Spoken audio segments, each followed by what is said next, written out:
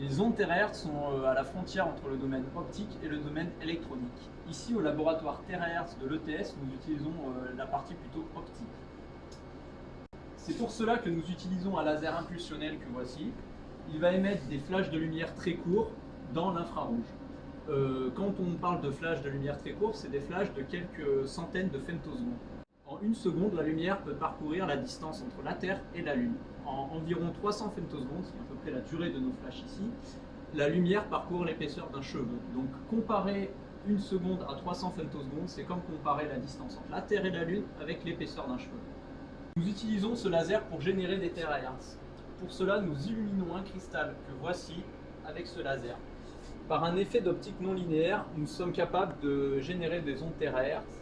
En effet, la lumière que nous envoyons va permettre de changer la disposition des atomes à l'intérieur d'un cristal. Ensuite, afin de pouvoir collecter la lumière TeraHertz émise par le cristal, nous utilisons des miroirs et on va venir illuminer le détecteur avec notre lumière TeraHertz. L'utilisation des lasers impulsionnels nous permet à la fois de générer des ondes de TeraHertz et de les détecter. Afin de les détecter, nous utilisons une technique dite d'échantillonnage électro-optique. Pour ce faire, nous allons raccourcir la durée du laser par une technique spéciale utilisant un cristal et des réseaux de diffraction. Ensuite, le tout va être focalisé sur un cristal de détection. L'un des avantages de cette technique repose sur des changements de polarisation dus au fait des propriétés optiques du cristal de détection lorsque celui-ci est traversé par l'onde TeraHertz. Le signal ainsi obtenu sera analysé par une électronique, à savoir des photodiodes et un lock-in, et pourra ainsi servir pour la caractérisation des sources et des détecteurs.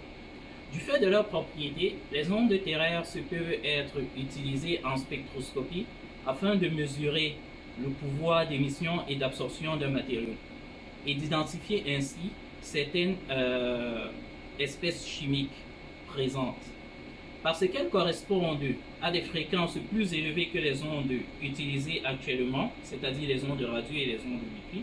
Les ondes TeraHertz peuvent être utilisées en télécommunication, car elles permettront d'atteindre des débits supérieurs à 10 gigabits par seconde. L'une des applications les plus attendues et les plus prometteuses avec les ondes TeraHertz est dans le domaine de l'imagerie, surtout en médecine, afin de traquer certaines formes de cancer.